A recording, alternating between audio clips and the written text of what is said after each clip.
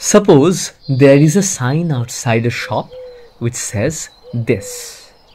While writing to someone, if you want to quote what the sign says, you can write, the sign says closed on Tuesday. Then sick in third brackets. We use the adverb sick after a word that you have copied from somewhere to show that you know that the word is wrongly spelled or wrong in some other way. In this case, you want to let the receiver of the message know that you are aware of the fact that Tuesday is wrongly spelled.